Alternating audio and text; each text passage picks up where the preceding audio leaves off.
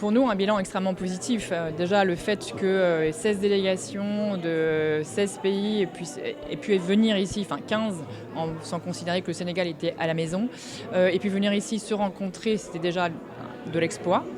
Qu'on ait pu offrir un cadre satisfaisant pour que des échanges aient lieu et des futurs projets communs, une mutualisation des acquis et des expériences, c'est un bilan formidable.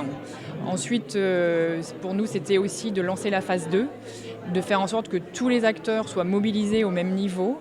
Et je pense qu'on a rempli tous les critères pour faire en sorte que chacun d'entre eux qui maintenant doit retourner à la maison considère qu'il appartient à une grande famille et qu'ils vont ensemble travailler pour arriver à leur rythme, chacun d'entre eux, à remplir les différents objectifs qui ont été définis ensemble.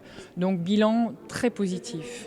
En termes de perspective, donc là nous sommes sur les 3 composantes dans des perspectives de continuité. Ça veut dire que les axes stratégiques que nous avons établis en première phase continuent à être mis en œuvre sur la phase 2.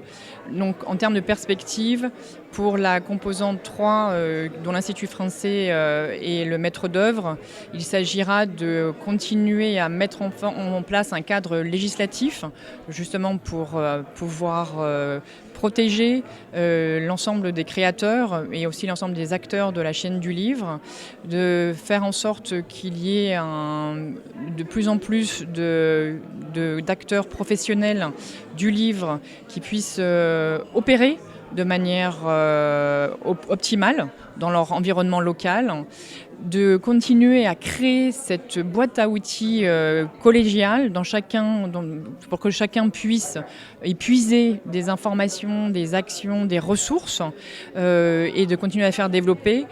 J'espère que dans 3 ans, on pourra considérer que des lois auront été votées et les décrets d'application auront pu être mis en œuvre pour favoriser tout un environnement de production et de création du livre, que ce soit du livre éducatif ou du livre plaisir, et que tous les enfants pourront acquérir une capacité de lecture renforcée à travers les actions qu'on peut mettre en œuvre.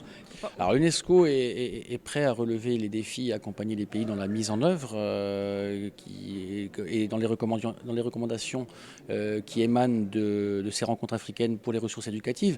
Mais l'UNESCO n'est pas seul, c'est toute la communauté internationale qui va appuyer les 16 pays.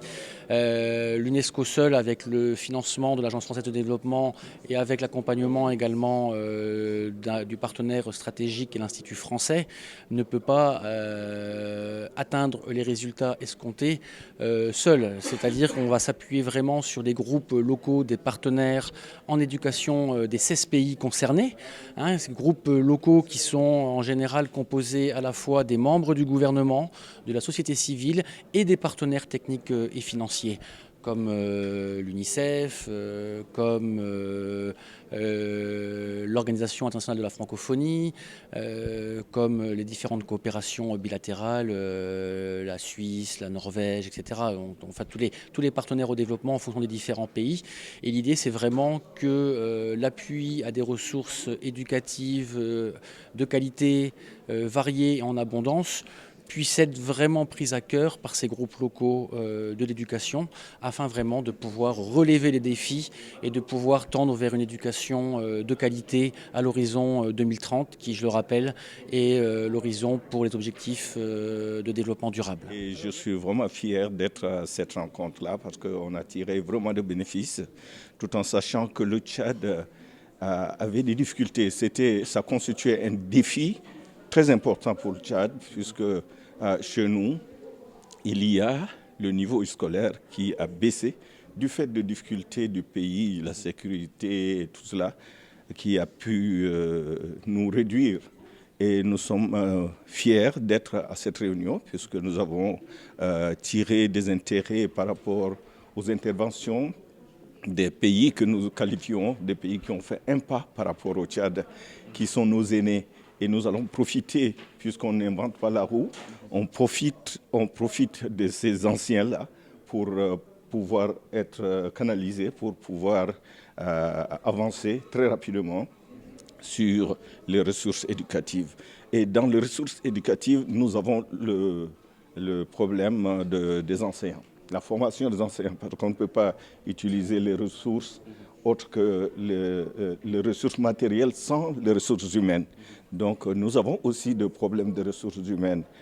Nous avons dans notre système au primaire 64,5% des enseignants non professionnels qui ne sont pas de l'État, mais qui sont de la communauté qui interviennent en tant qu'enseignants dans les classes et ils n'ont aucune formation pédagogique.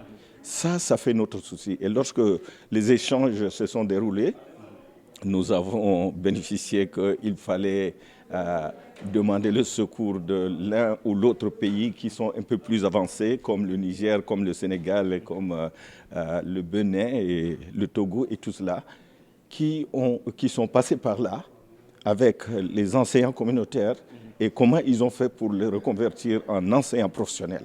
Donc nous voulons bénéficier de ces expériences pour pouvoir avancer très rapidement.